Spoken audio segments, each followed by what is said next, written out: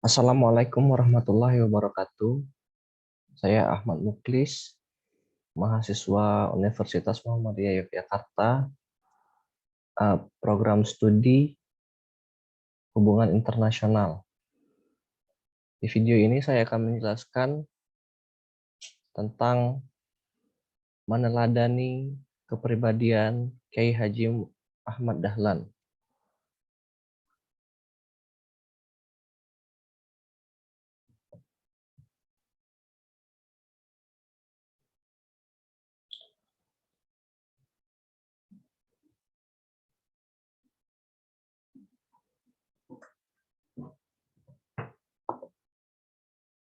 Biografi Kiai Haji Ahmad Dahlan. Kiai Haji Ahmad Dahlan adalah seorang pemuka agama dan sekaligus pahlawan nasional Indonesia.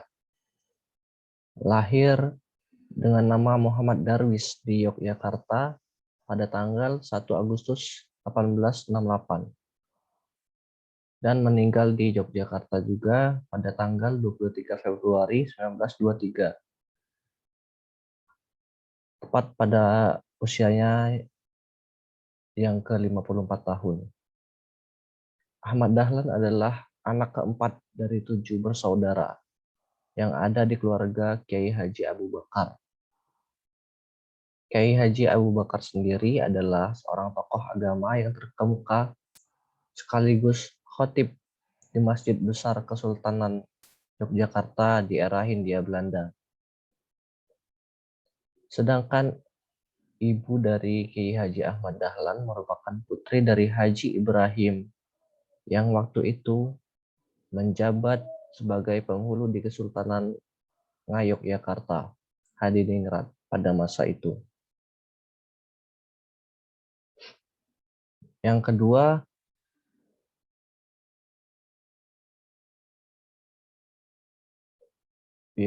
latar belakang pendidikan Kiai Haji Ahmad Dahlan.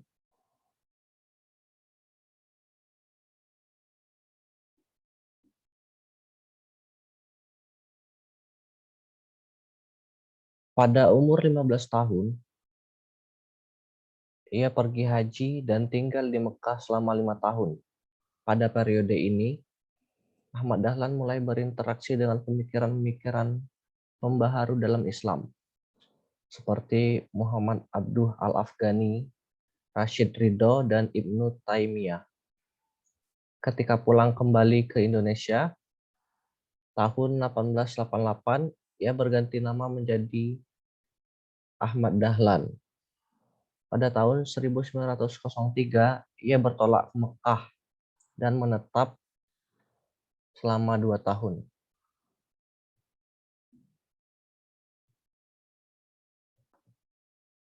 Sebenarnya, garis keturunan Kiai Haji Ahmad Dahlan bisa dilacak ke salah satu wali Songo, tepatnya Maulana Malik Ibrahim, yang waktu itu menjadi pemimpin penyebaran Islam di tanah Jawa.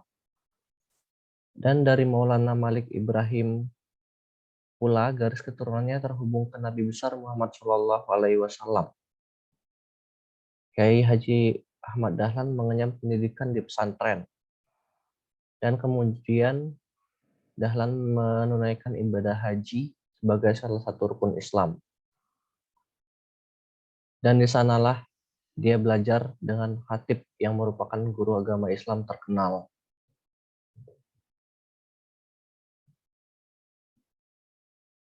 Nama Ahmad Dahlan itu sendiri diberikan oleh seorang syekh dari perguruan syariat Syafi'i yang bernama Syed Bakri Syatta. Dahlan berhubungan dengan jamaah haji yang lain seperti Jawa Barat, Minangkabau, Aceh, Sulawesi, dan daerah-daerah lainnya yang memiliki kepercayaan kuat terhadap Islam.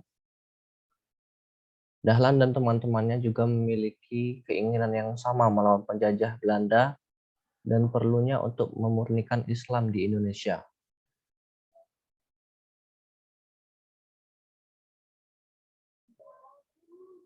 Yang ketiga, pengalaman berorganisasi Kiai Haji Ahmad Dahlan.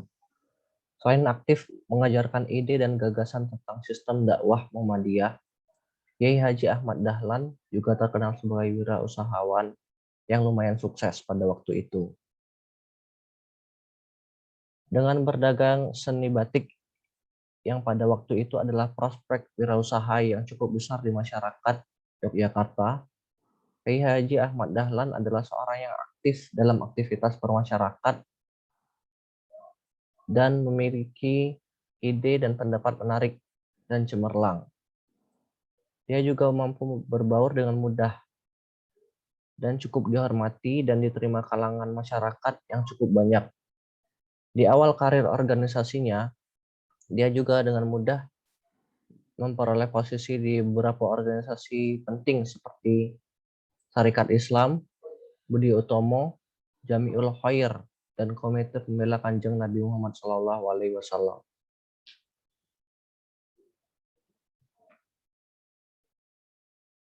Kiai Haji Ahmad Dahlan diangkat menjadi pahlawan nasional.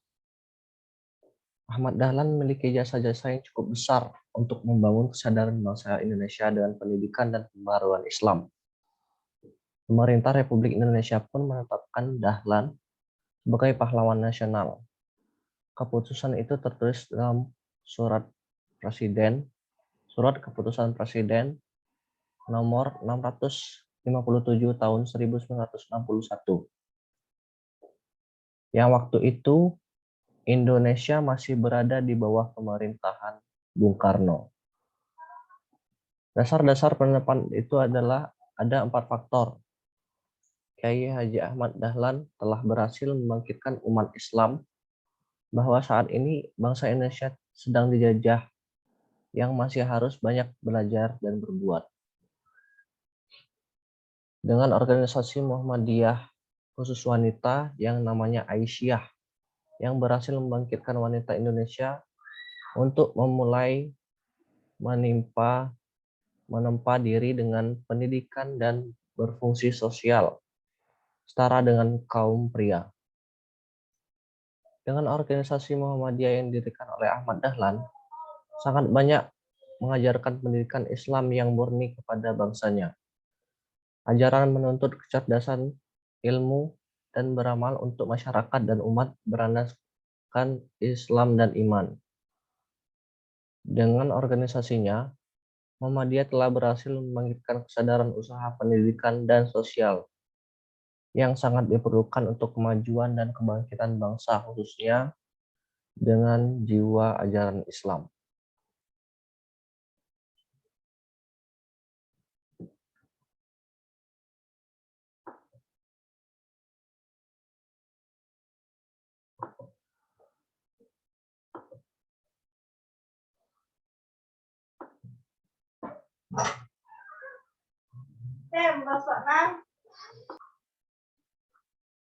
Selanjutnya pemikiran Kiai Haji Ahmad Dahlan. Secara formal, Kiai Haji Ahmad Dahlan tidak pernah memperoleh pendidikan, namun diperoleh secara otodidak ketika menjelang dewasa. Beliau kemudian belajar berbagai ilmu agama seperti ilmu fikih, ilmu nahwu, ilmu falak, dan ilmu hadis.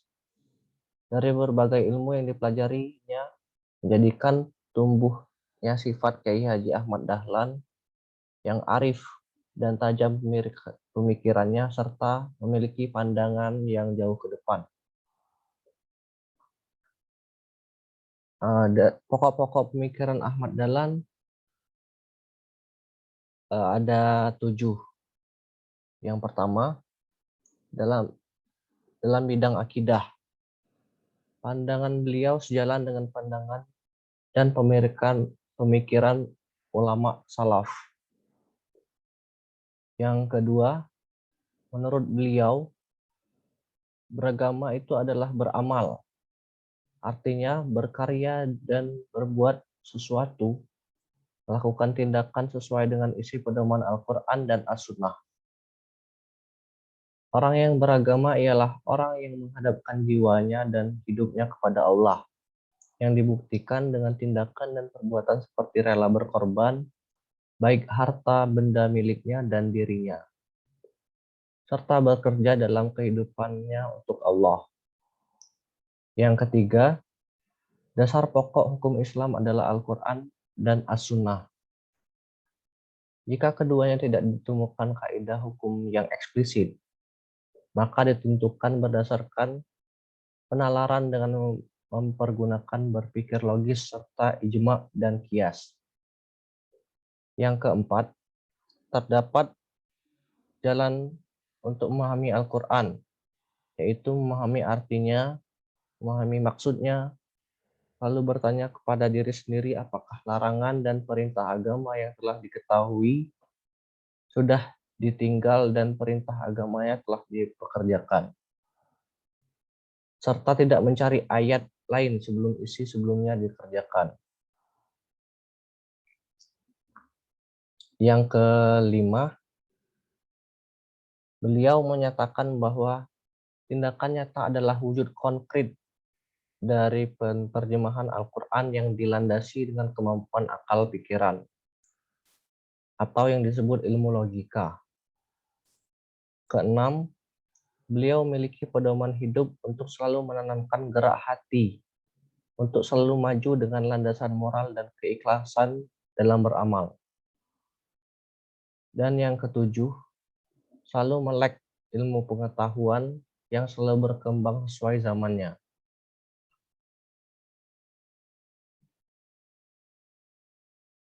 Selanjutnya, prestasi Kiai Haji Ahmad Dahlan. Yang pertama, mendirikan Muhammadiyah. Ahmad Dahlan mendirikan Muhammadiyah pada tahun 1912 sebagai organisasi pendidikan untuk mewujudkan pemikiran reformisnya. Muhammadiyah pun segera ramai setelah dibentuk karena pedagang dan pengrajin ramai bergabung. Pada tahun 1917, Muhammadiyah mendirikan organisasi cabang khusus untuk anggota wanita yang bernama Aisyah, yang memiliki peran besar untuk memajukan kehidupan Indonesia. Kemudian Muhammadiyah menyebar ke pulau lain dan mendirikan kekuatan yang besar di Sulawesi 10 tahun setelah didirikannya Muhammadiyah. Muhammadiyah adalah salah satu organisasi besar yang didirikan di 3 dekade pertama di masa kebangkitan nasional. Selain itu juga memiliki kesadaran nasionalisme Indonesia dan kemerdekaan. Sekarang dengan 20 juta anggota, Muhammadiyah menjadi organisasi Muslim kedua terbesar setelah Nahdlatul Ulama.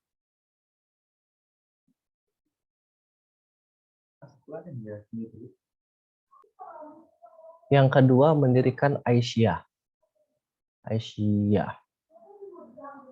Di bidang organisasi pada tahun 1918, beliau bersama dengan istrinya, yakni Nyai Ahmad Dahlan, membentuk organisasi Aisyah khusus untuk kaum wanita. Pembentukan organisasi Aisyah yang juga merupakan bagian Muhammadiyah ini.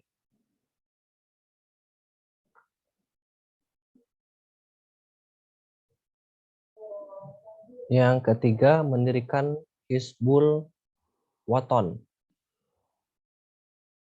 Karena menyadari pentingnya peranan kaum wanita dalam hidup dan perjuangannya sebagai pendamping dan partner kaum pria,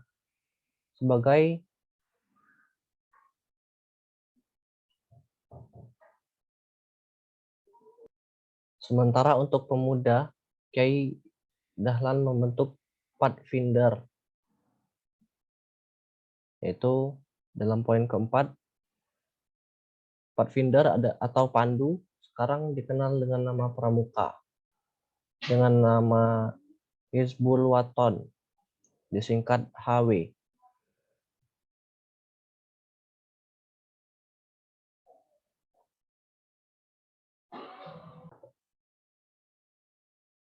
Selanjutnya, kepribadian yang dapat diteladani dari Kiai Haji Ahmad Dahlan.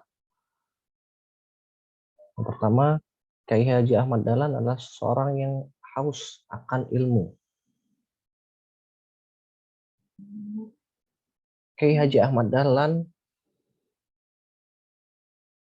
sangat banyak sekali berguru dengan imam-imam besar. Contohnya Al-Afghani dan guru imam-imam besar lainnya. Kiai Haji Muhammad Ahmad Dahlan adalah seorang yang muslim yang toleran, tegas, santun, dan cerdas, berpikiran maju dan terbuka. Hal inilah yang disampaikan dan diakui oleh Dr. Sutomo. Yang ketiga, beliau adalah orang yang sabar dan ikhlas. Beliau adalah orang yang sabar dan ikhlas dalam berjuang untuk mencapai Indonesia dengan Islam yang murni. Dan dia adalah orang yang ikhlas dalam berbagi ilmu.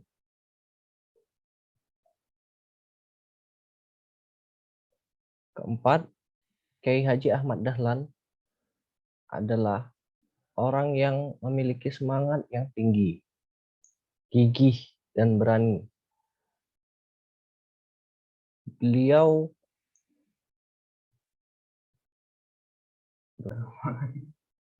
Beliau tidak pernah menyerah dalam memajukan dan memurnikan Islam di Nusantara. Dan yang kelima, beliau merupakan orang yang mudah berbaur.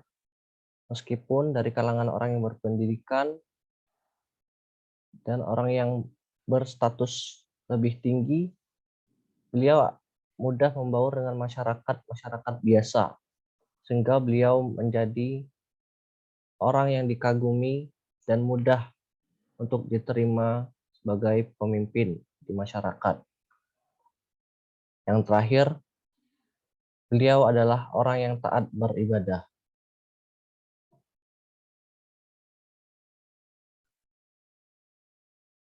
Itulah presentasi dari saya. Wassalamualaikum warahmatullahi wabarakatuh.